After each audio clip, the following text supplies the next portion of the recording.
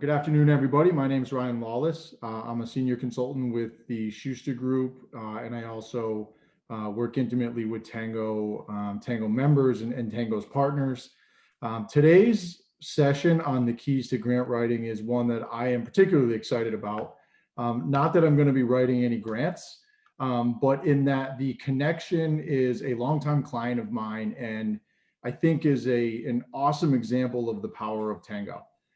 They have joined TANGO as a partner, which typically has been for-profit service firms that work with nonprofits.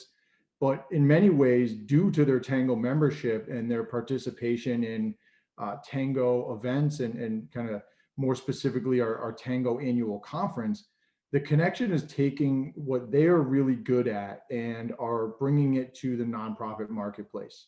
And I think it's just an awesome job by them. It's just a really cool TANGO story, kind of again, the power of TANGO and the success of this. So just really excited for their first webinar as TANGO partners. And today, Michele Klimczak is the Director of Training and Grant Management, is going to be going through a presentation on some keys to grant writing.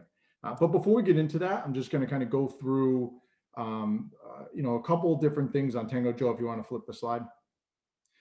So the Alliance for Nonprofit Growth and Opportunity, we are thankful to have all of you on the call today. Most of you are members.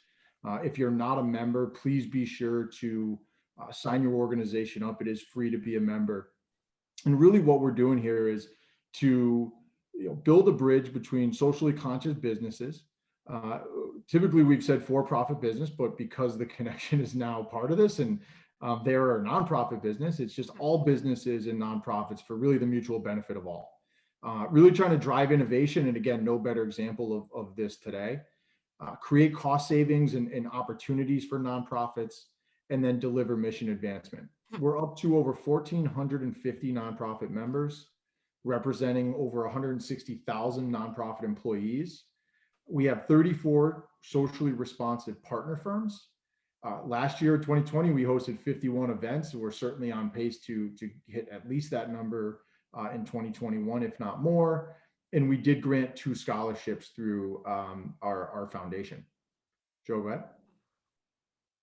So our impact is really felt in 3 areas: professional development and collaboration. So workshops like this today, business training, networking, really working to make nonprofits better, help them operate more efficiently.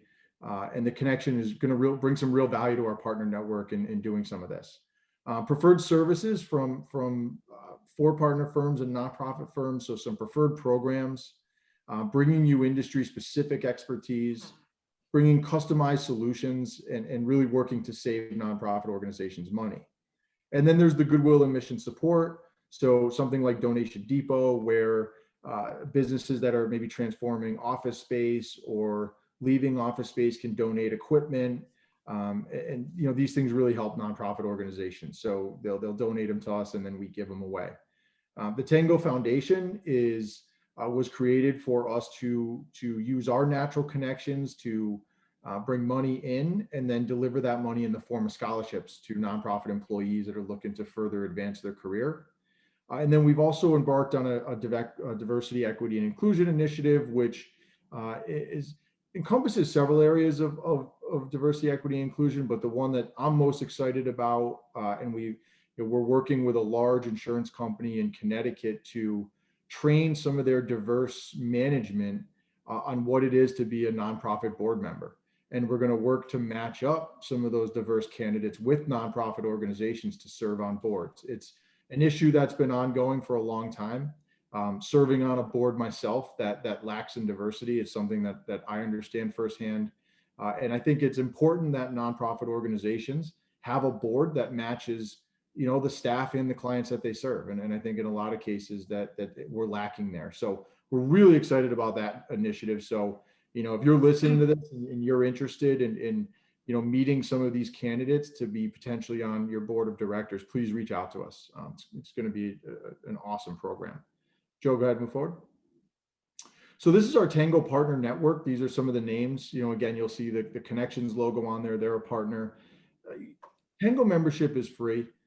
our events are free. You know, really everything that we deliver to nonprofit organizations is free. And what we ask for in return, our partners do pay a fee to be on this platform. And really what we ask for in return is simple. When you have an area of need in your business, when you're looking for a new service firm to work with, or you're out to RFP on your, you know, your accounting or your benefits or your attorney, look to Tango and look to the Tango partner and give them an opportunity. We think that these are some of the best, if not the best, service firms working with nonprofits in the area. And what they bring to the table through Tango, it gives them an advantage. And that's what it's all about. And we're going to continue to bring you free information and events. And you know, if you could just continue to give our partners opportunities, that's what makes this whole model work and continue to move along. So without further ado, I would like to introduce Michele. I hope I didn't mess up her last name too bad, Klimczak. Just a little bit. Just a little bit, okay. She is the director of training, and it couldn't have been Jessica Smith. I know, that's too easy. Connection. That name I can say. She's the director of training and grant management in the Connection, and she's going to go through her presentation today. I think you guys will, you know, you'll all find it valuable. Obviously, this is just such an important part of nonprofit success, is being able to, you know, access some of the grants that are out there. So Michele, take it away. I'm not going to say your last name again. Michele. Klimczak, although you probably said it the correct Slovakian way or something. So thank you. Sounds good. So we are very excited to be doing this training and to be a part of this partnership. Today, we're going to be talking about the grant process and hopefully demystifying the process and making it less daunting. Okay, next slide. So just a quick quiz. Of course, we're not going to be graded on it, but just to get you thinking. So true or false? Grant writers need to be professional writers and have extensive experience to write really competitive grant proposals. So this is, of course, false. I don't know many young children who say, I want to grow up to be a grant writer, and especially children of grant writers. And so, you know, people fall into grant writing in various ways. You do not have to be a professional writer in any sense, but there are skills to be learned, and we're going to be talking about that. Number two, there are billions of grant dollars available. This is absolutely true. There are funders out there who have money that they want and need to give away. So always worth applying for grants. Number three, most grant proposals will get funded then, if there's so much money out there, as long as they are well written. This is unfortunately false. Figures that are thrown out there, you're doing well if you have a 30 to 40% success rate for new grants and an 80% success rate for grants that are renewals. So the process is competitive. A rejected grant is a useless grant. This is absolutely false. In fact, you're going to learn much more from grants that get rejected, and you will use many sections of those grants over again. So there is no wasted work. Once a grant is awarded, the work is all over. Well, actually, once a grant is awarded, the work is just starting.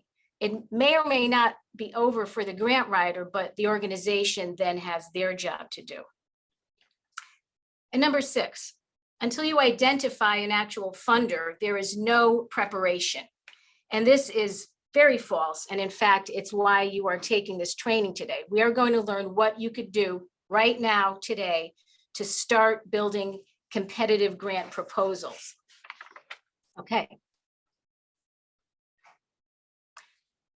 So what are the qualities of a successful grant writer? So although you don't have to be a professional writer, let me say straight up, if you failed English multiple times, you probably shouldn't be writing grants. Okay, you have to be a decent, solid writer. You have to have good grammar skills. And you have to have good research skills too. And what do I mean by research skills? Research not in the sense of scientific research, but looking into funders, Sometimes you might have to research best practices if you are proposing a program model. You might have to look up statistics. You might have to use references, so dust off your old APA manual. But again, these are skills that can be learned. Some people think, oh, if you're a good writer, you can automatically write grants then. Not necessarily true. Grant writing isn't creative writing. Might feel that way sometimes, but it's not fiction writing. Okay, so you really do need to be an analytical thinker.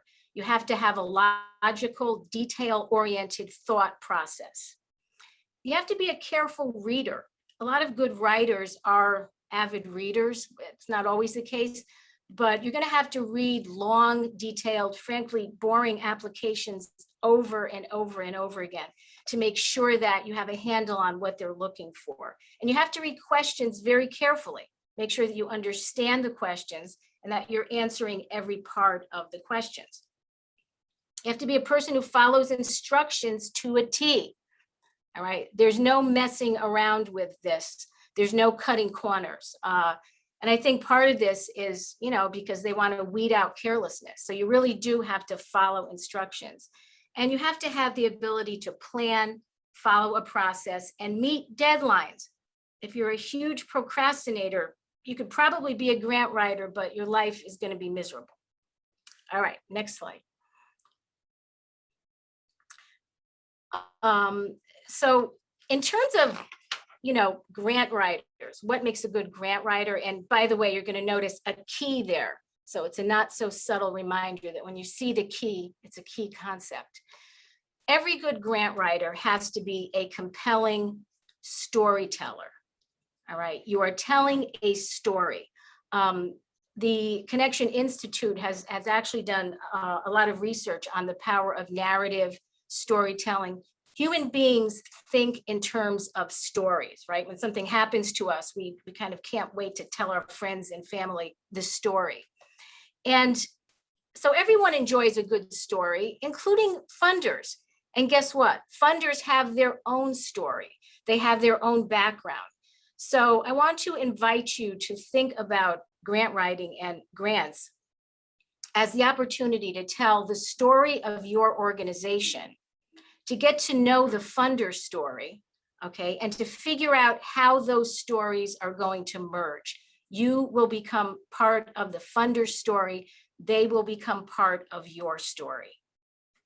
Okay. So what will the themes of your story be? Almost all grant applications are going to ask about your organization. Okay, so why does your agency exist? What is its purpose?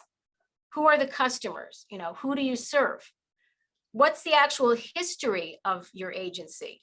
Interestingly, people come and go. Grant writers, if you're around long enough, and I've been with our agency for 25 years, so I do know a lot of agency history. It really helps. You'll be surprised as people come and go, as managers come and go, how much of the rich agency history gets lost. And so grants are really, an opportunity for the grant writer to be the agency historian. What's the history of this program? What's the history? What has your agency done? And how has it changed over time? What are some significant agency successes, past and present? And what challenges has the agency overcome? This is important. Unless you are very unique and you are the only people in the world who do this one thing, which is hardly ever the case, if someone else does what you do, what distinguishes you? What do you do better or differently than everyone else? In other words, why should this funder choose you over your competitors? And this next point is very important. And I think it's something that we sometimes forget because we get so caught up in our own organization and what we're going to do in making this proposal. How do we contribute to the well-being of our communities? Right? Most funders now want to know, it's not all about us. We don't operate in a little vacuum. We are a part of a provider network. We are part of bigger communities. So not only where do we fit into existing services, but how do we contribute to the well-being of communities? And a lot of this is captured in the mission statement, okay, which is what overall image do we want to convey to funders about our organization and about our work?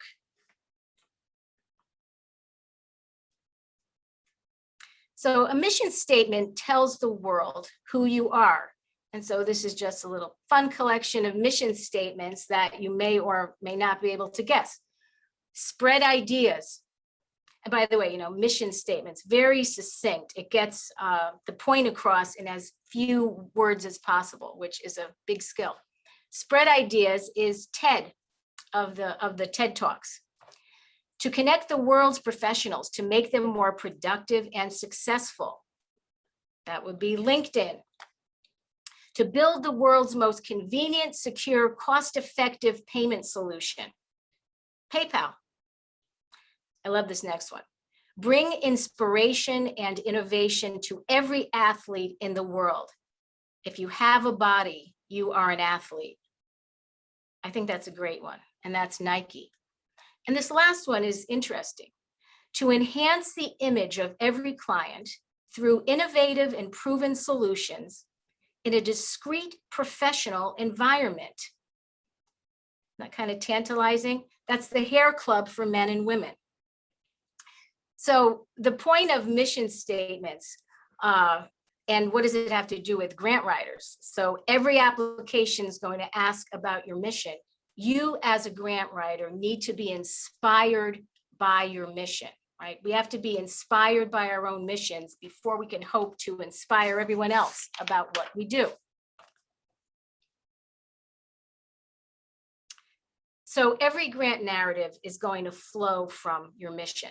The mission statement captures your purpose, right? How do you make life better for people? It conveys core values and reflects the personality of your organization. And so again, your agency mission and values will be a recurring theme in every grant you write. So I don't know if there's any weavers out there, but the idea is that the warp, which is the red threads, let's say, that'll be the grant narrative. Your mission and the spirit of your mission will be woven throughout the grant. And so if your mission, let's say, mentions diversity, right? So it's not enough to just mention diversity in your mission. Is your staff diverse, right? We just heard about board diversity, right? Do you have HR and other organizational policies? Do you recruit for diversity? And are you involved in community efforts? And so again, when you're writing about your mission, it's not just, okay, here is our mission. You have to be able to have the spirit of the mission really flow throughout the grant narrative. Okay. So funders have missions too. Funders have missions. And so this is W.K. Kellogg. And we all know, we've all heard of Kellogg's cornflakes. And so W.K. Kellogg invented cornflakes at age 26, and he became a multimillionaire and a real philanthropist. And so if you go onto the site of the W.K. Kellogg Foundation, there's a really inspirational story behind his background and how he is very devoted to children. So this is the W.K. Kellogg mission. The foundation supports children, families, and communities as they strengthen and create conditions that propel vulnerable children to achieve success as individuals and as contributors to the larger community and society. So they have this really cool logo. I don't know what, this image here, which really kind of demonstrates how everything flows. And so we can help individual children, but the help is that much more stronger if we're working with families, and really equitable communities need to support families to have the most impact. So the point here is that the Kellogg Foundation has a very compelling story And if you are applying for funding, if you work with children and families, and especially if you help them through community work, which I'm going to be talking about this a little bit later. Systemic change is the most impactful change. You might want to apply to the Kellogg Foundation. And your job then is to help whoever is reading these narratives. How does our story fit into this very compelling story of the Kellogg Foundation? Okay. So all grant proposals are proposals for a partnership. And I really want to stress this. You know, funders have money to give, whether they are, you know, corporations, governmental entities, utilities, have money that they need and want to give away. And so your job, again, is to figure out who these funders are, that they have stories that will align with your story. And it's important to, in terms of being a grant writer, you know, sometimes we have this mindset like we're begging for dollars, right? Grant writing is begging for dollars. And I can't stress enough that we need to move away from that mindset, right? If we have an interesting, great idea, we are performing a service. We are meeting the needs of whoever's needs we are saying we're going to meet, and we're also meeting funder needs. So don't have a begging for dollars mindset. That is not the way to approach a grant, because your proposal is meeting a need, right? So it's not what you're selling, it's what clients, staff, communities, and funders are getting from you. I really like this quote. In good times and bad, we know that people give because you meet needs, not because you have needs, right? I think that's a really powerful statement. All organizations, especially nonprofits, certainly have needs. We need money, we need funding, but we need that to do good work, right? So again, have this mindset that we are providing a valuable service. So we're going to stop right here and talk about this service, whatever we are proposing, whether it's a project, whether it is a program. It's there to meet a need. And the question that you need to ask yourself as the grant writer, and actually, you know, your whole organization, is this a real need? Is it a compelling need? And is it relevant? So for original ideas, programs, models, and projects, you must use data to prove that an actual need exists. So there will be some grants, like let's say state grants. They already did the research. They have a model that they want implemented. And your job as the grant writer is to demonstrate to them, we are the folks to integrate this model for you. And this is why we could do it, because we have experience, you know, expert staff, whatever. But for anything other than that, right? If you have an idea that you want to get funded, you must prove need, and you must use data to prove that need.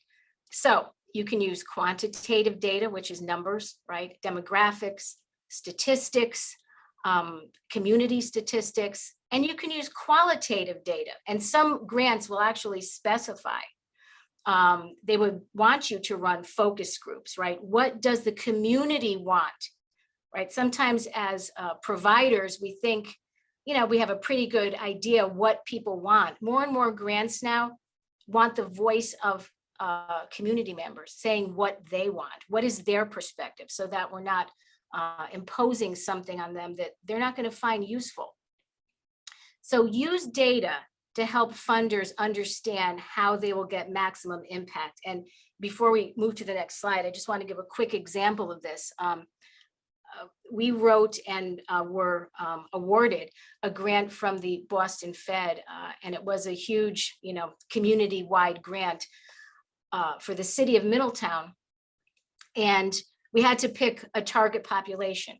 And so there was anecdotal evidence that single parents in Middletown had a rough time, right? That they needed a lot of help and support.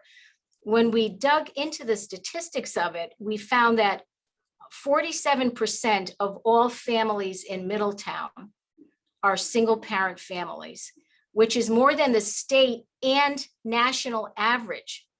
So the city of Middletown has more than the state and national average of single parents, and a third of those single parents are living in poverty. And then we got data on the children in those homes. So that made a very compelling case. Why are you working with this population? They need help. They need support, right? So we had to use data to make that case. So once you are certain that you have proven the need, right? We have to think in terms of what kind of change are we proposing? Because if you think about it, every grant proposal is a proposal to change something. If nothing needs changing, we don't have to be working on it and we don't need any money, right? So this theory of change answers 3 questions. And again, this is preparatory work that you can be thinking about now if you have a project in mind, if you have a program in mind. It answers these 3 questions. And it's really your mission in action, right? Our program works with or for who or what? So who is your target population? Who are you helping? Our program does the following. How are you helping them? What exactly will you be doing with them? And let me stress right here, and I'll be coming back to this, this should be evidence-based or at least accepted best practice. All right, what you're doing, again, a data orientation, what you're doing should have an evidence base. And we do these activities, why? Why are people better off? What is the end result? Okay. So the theory of change is really your elevator speech. Some of you might have heard that term, elevator speech. In 30 seconds or less, can you succinctly describe what you do? Much harder to do than it seems. For this Middletown project for a while, and it was a huge systems change project. If you ask the 8 people on the lead team, explain to me Middletown works, you would have gotten 8 different answers. So, it's not easy to do, but it's really worthwhile for the grant writer to do, because you have to be able to say it succinctly in 1 sentence if you're going to be writing 10 or 20 pages about it, to have it really be focused. So how do you accomplish your mission, and for whom? So these, I think, advance one at a time, or maybe not. Okay, so here's one example. And again, it's color coded, right? So the how is the purple, the why is the green, for whom is the blue. Our program provides academic and clinical services, all right, to youth with criminal histories, so that they can return to their schools and communities better prepared to maintain a healthy lifestyle. Nice. Okay, the next one. Our program provides clinical support, life skills training, and opportunities for social engagement for foster children to give them a fulfilling, stable life in the community. And last, our organization rescues, rehabilitates, and relocates animals that have been abused or neglected, so they may find a safe home with caring owners. So that's your little elevator statement. And now we're going to build on that.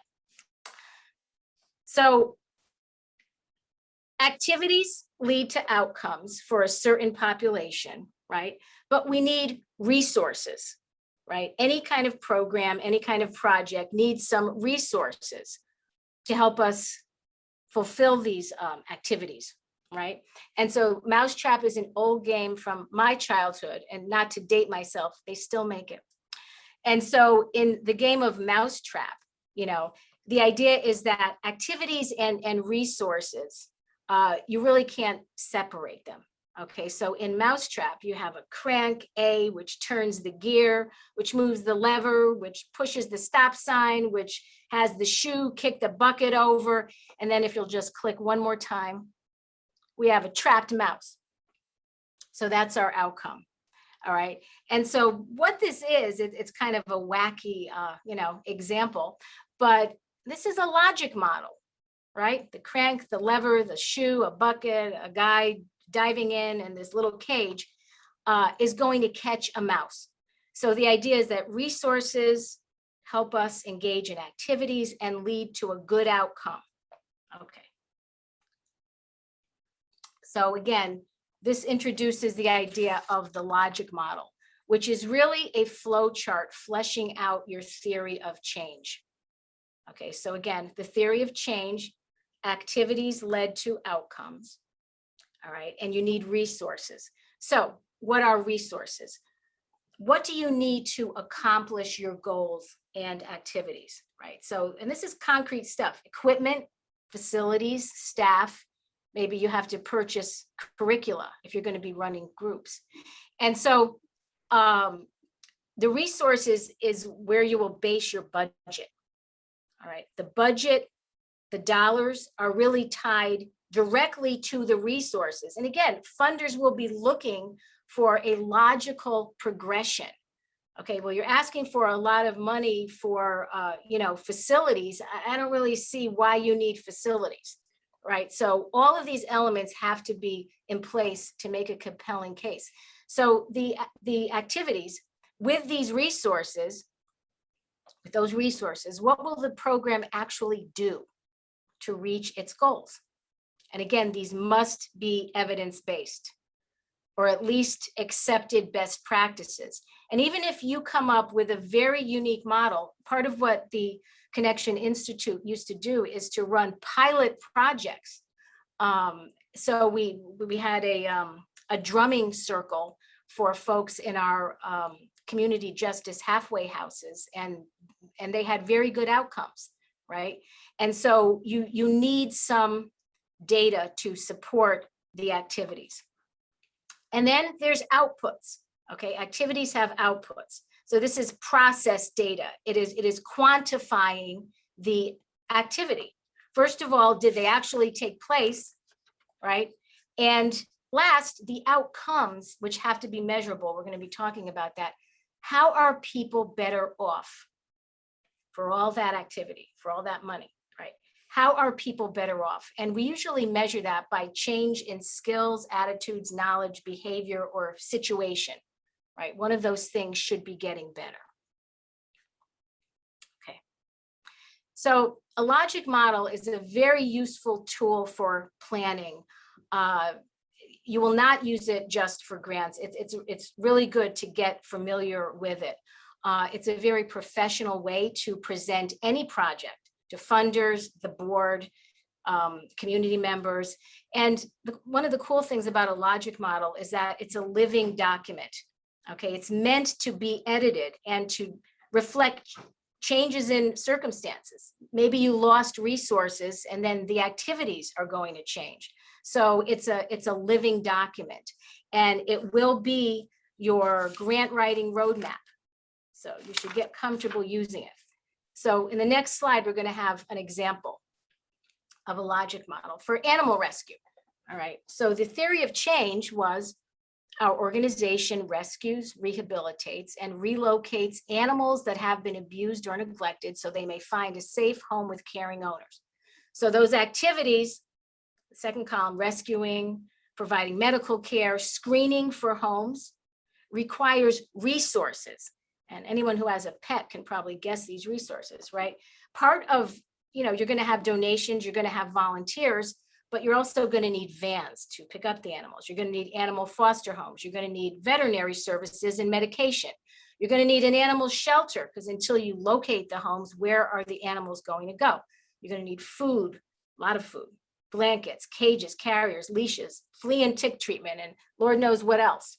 All right. So again, a funder looking at this would say, yeah, animals need all those things. This money makes sense, right? There's going to be dollars that you will attach to those resources. The outputs will be the numbers of animals that you actually rescued, the numbers of animals who received medical treatment that they needed, and numbers of potential owners who went through the screening process. And the outcomes will be the successful matching of animals with new owners, the stability of the new placements, and fewer stray animals euthanized, let's say. All right, so I just want to point out here that let's say that a lot of people stop with the outputs, right? And it's like, look at everything we did. We rescued 100 animals. We rescued 500 animals last year. Okay, but what if they all had to be euthanized because you couldn't find one home? Okay, what if you placed every one of those 500 animals that you rescued in 500 families, and every one of those families gave the animals back after a week? So that's not success. So the next slide, we'll talk about this very important distinction between outputs and outcomes. So outputs are what did you do and how much of it did you do, right? So it's numbers of clients served, numbers of groups, numbers of people who went to your events. For that Middletown Works project, we had a job fair. 300 people showed up, which is wonderful, but we're trying to help single parents, right? So how many of those who showed up were actually single parents? And not only that, how many of those single parents actually obtained employment from that job fair? Okay, so output data, which is very important, right? Because funders are giving you money to engage in activities that they want to make sure that these actually took place. All right, so the output data verifies how much you did. The outcome data is how well did you do it. All right, in what quantifiable way did your clients benefit, or whoever, the animals in that last case? So how are they better off? So please understand this distinction between outputs and outcomes. Your funders will want to hear about both. And so with regard to outcomes, some of you might have heard of SMART goals. Okay, every funder wants to see measurable and meaningful goals and outcomes. All right, no one is going to fund a project where the question is, how did you do? I don't really know. Or we did great. Well, how do you know that? We think we did great. I mean, you know, this seems like basic stuff, but you'd be surprised how, you know, how challenging it is sometimes to put all these pieces together. So SMART goals, and you can, you know, Google this. There's whole trainings on SMART goals. They have to be specific. They have to be measurable. They have to be attainable, meaning realistic, right? The goal has to be relevant to the problem, and it should be time-based, right? You need deadlines attached. So just use a quick example. Someone might say, I want to be a better parent. Well, that's certainly relevant, and it's, you know, it's a good goal for all of us to have, but it's not specific, it's not measurable. Okay, so how about this? I want to spend more time with my child. That's a little more specific, but it's still not a SMART goal. But how about this? I will read to my child every night before bed for the next month. Now you got it, right? Because it's something that you could literally look at and say, I did that every night, or there were 2 nights I didn't do it, or whatever. So please make sure that your outcome goals are SMART goals. And it's not enough to just have SMART goals. All right, most grants will ask you to articulate a system of tracking progress. All right, so again, you have a SMART goal. Who is going to be looking at the outcomes? All right, how will you track output and outcome data is a really critical part of your grant narrative. You need to articulate whatever your organization's process is for data review, all right, to monitor progress, lack of progress, and to address emergent problems, right? Funders don't expect that everything is going to be 100% successful all the time. That's not how life works. But the question here is, you have these SMART goals and you have demonstrated your need. Who is going to be looking at all of this to ensure that it's going in the right direction? Okay, so what are you measuring? Who will be gathering and entering the data and how? And now that you have all this data, who is going to be looking at it? Who is going to be analyzing it, right? And how frequently will that happen? So a good grant narrative will also address these issues. So what this is leading to is the fact that your organization, your agency is a system. Okay, no program, no project operates in a vacuum. All right. Your project, let's say, is part of a larger system. There's administrative support. There's human resources, which is in charge of retention, recruitment, hiring practices. Every grant that I've written this year asks about our human resource policies. Do we hire for diversity? What are our policies? How do we retain staff? Right? Because they know that these are the systems that keep the programs and projects going. Of course, the finance department, key. Information technology and management information systems to help with data tracking, gathering, and data analysis. Quality assurance to ensure compliance. And then training and supervision. How does training and supervision keep track of staff progress, that they're doing what they need to do? And do they have the resources to do their job? So a good grant writer will be able to articulate how these various agency systems work together to achieve excellent outcomes. And so what we're really talking about here is a systems perspective. You know, and again, systems change is really, if you think about it, the most impactful kind of change. And so your agency is its own system unto itself, but it's part of a local provider network. Okay, and it's embedded in a community, governed by state laws, right? And some organizations work on a national and on an international level. And so depending on what your proposal is, you know, you need to be able to talk about your organization as part of these larger systems.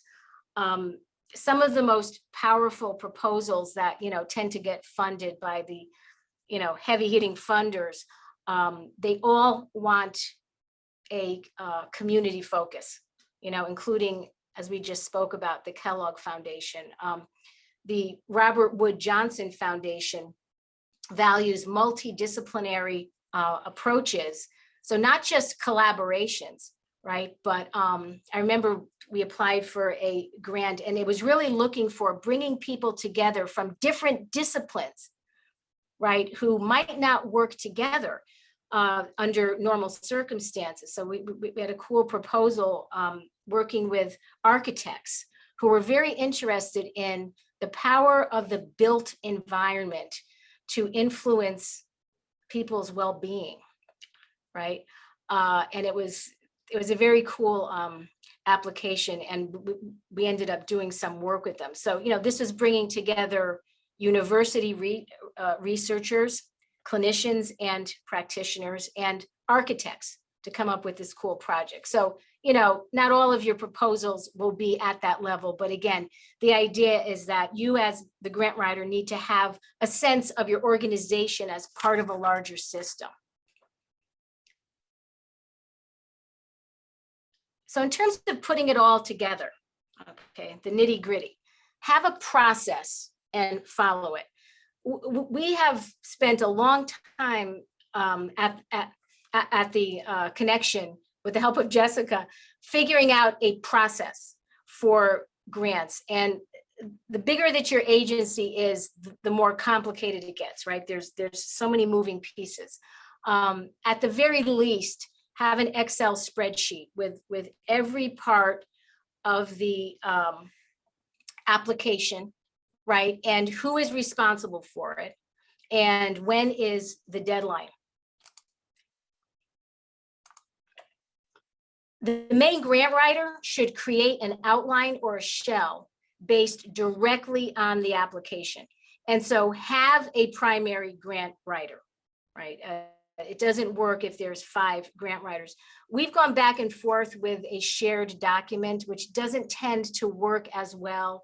The way that where we kind of, fell out is that the main grant writer will have the master document, because otherwise, there's many different, iterations of it, and then you're just having too many hands in it.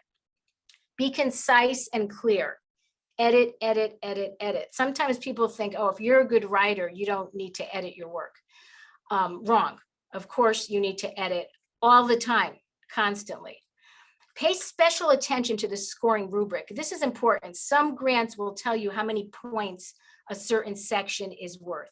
So if a section is worth 60%, you're going to put, a lot of energy and effort into that section, rather than something that's worth 10%. I'm not saying ignore the 10%, but again, triage your time, which is precious, right? And deadlines loom. So pay special attention to the scoring rubric. Know your stuff. Use key terms that tell the grant reviewers that you know what you're doing, right? But don't overdo it with jargon. Answer every part of every question. Build and use a language library. This is interesting. You might come up with a great sentence and you'll say, wow, that's kind of good. Save that sentence. You will always use old grants. I literally walk around with a notebook, and as I go to trainings, as I'm in meetings, I literally jot down nice, elegant ways of saying something, and then I use them again. So build a language library, right? If whatever your organization does, start collecting language. Use confident active language. Don't say, we will try to, in this application, we hope to. We will, right? Psychologically.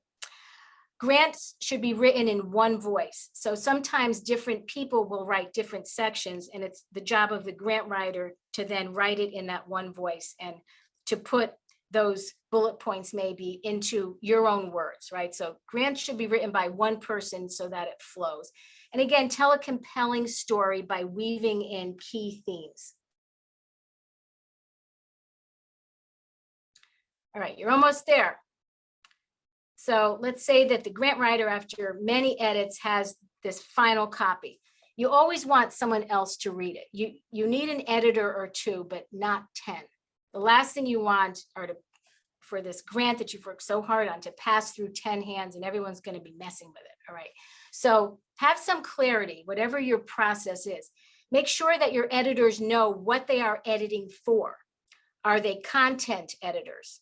And content editors are the experts on whatever project you have, right? So say, well, I took notes, but can you just, look at this and make sure that this explains exactly what it's supposed to explain? And they might say, no, you got it a little wrong.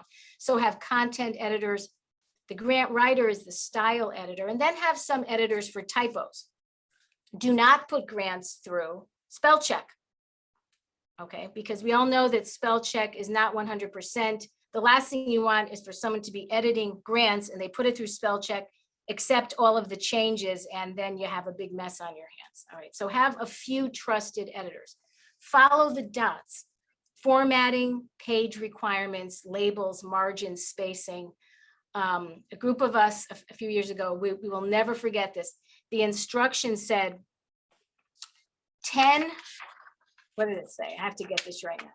10 pages double-sided. Okay, 10 pages double-sided. 10 double-sided pages. So we said, what do you think? What do you think? And I didn't make the final decision. We kind of landed on, okay, we're going to submit 20 total pages, 10 pages double-sided. Needless to say, what they were looking for were 10 total pages. Now, if you ask me to this day, I will say, then why didn't they say 5 double-sided pages? And the lesson there is, does it matter what I think? No, because we just should have checked, I guess. But, you know, the point is there are very specific requirements for formatting that they are dead serious about. Speaking of dead serious, you have to meet the deadline. You have to get it in on time. They're very, very serious about that. DEMIS, which is the Department of Mental Health and Addiction Services here, tells a story that someone during a time when we actually physically handed in grants had a heart attack and died in the hallway, and they did not accept the grant because he didn't make it into the office. Whether that's true or not, or whether it's just, you know, lore to scare us, they are very serious about meeting deadlines. So make sure that you have letters of support, you know, everything else that you need. So after all that, you got the grant. It's handed in, it met the deadline, and you were awarded the grant. Well, congratulations and kudos to the entire team. It's quite the accomplishment.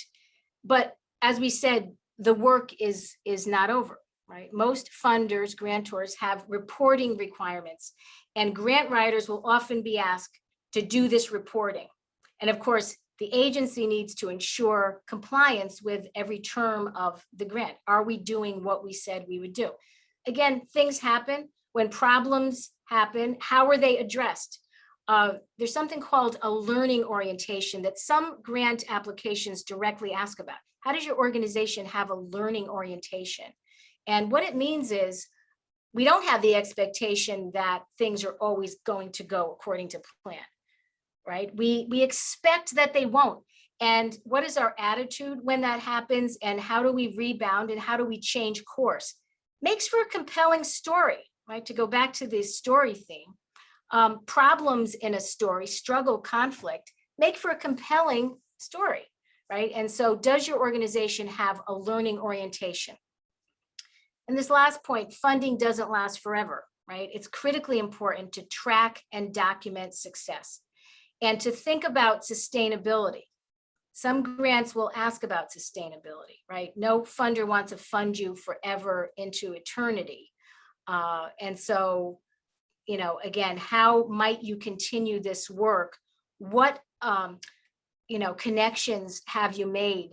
And other resources have you identified that will help you sustain this work when the funding period is over? And so what if you didn't get the grant? Big bummer.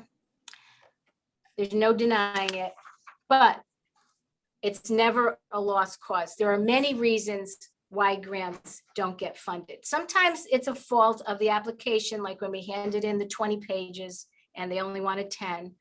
But other times it has nothing to do with that. You know, we just wrote a safety grant through workers' trust compensation, and they said the grant was excellent. We wouldn't have changed one thing, but the funding was so competitive that they had to limit funding awards to organizations who had actually had claims related to the risk. Things happen, all right?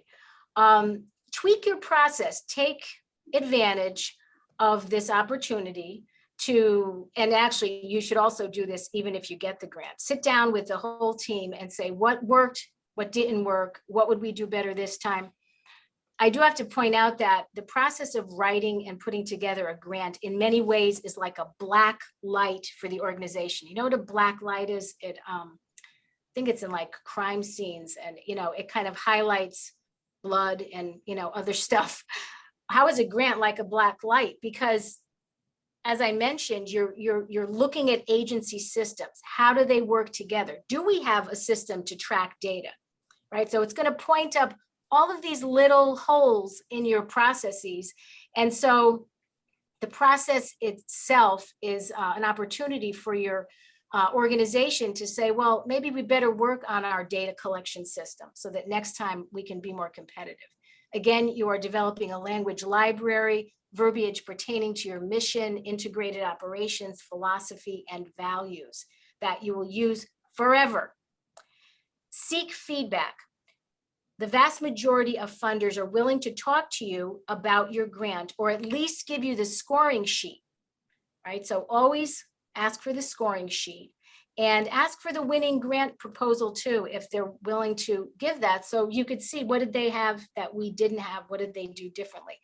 I can't stress enough that you're always going to learn from asking for this feedback. You will learn so much. And remember, the success rate, if you're doing okay, is 30 to 40%. You're not going to get every grant that you apply for. And last slide, most importantly, you can totally do this. Okay, and I can't stress that enough, right? I didn't start out to be a grant writer here. My years were in the foster care world. And I always helped out with grants, and now I'm the primary grant writer. You can absolutely do this. And I can't stress enough that this thoughtful preparation that we have outlined here will really position you to be competitive and to start thinking in the right way, and will position you for success. So thank you very much. Great, thank you, Michele. Does anybody have any questions for Michele? There's actually a chat box, or you can even unmute yourself. Let's see, I don't see any questions in there. If you just want to click 3 more times, because there's little resources on the left. So, Grant Advisor is a cool website, which, people who actually get grants from these funders kind of gives you insider tips, right? I can't stress enough, Google, thank God for Google. If you're looking to do animal rescue, Google, who funds animal rescue? And again, your provider network, the more that you're out there in the community, the more that you're going to hook up with folks who either do the work you do. You can, collaborate with them, give each other resources is a great way to get started. There was actually a question. They wanted to know if slides will be shared afterwards. So yeah, we'll be sending out both the slides, and this session is recorded as well. So we'll send the recording to everybody. Okay, I don't see any more, Michele. So thank you very much. Just wanted to announce, as Ryan mentioned earlier, our partners truly care about the nonprofit sector. And if you go to our partner page, you'll see the value propositions they've put together, which shows special discounts and programs of their services for our members. So, certainly take advantage. And in closing, I'd like to announce that our next educational webinar will be taking place on June 9th. And it's focusing on solving nonprofit budget challenges, both telecom savings and IT security investments. This will be hosted by our partners, Prelude Solutions and Kyber Security, and they've actually generated many cost savings to our members' business operations. So all the information is on our website. And as you all know, our workshops are complimentary. So take advantage. And if you're not receiving the invites, make sure to get on our mailing list, and you can sign up via our website. And I'd just like to thank everybody again for attending today. I'd like to thank our members, and stay safe and have a great day. Thanks.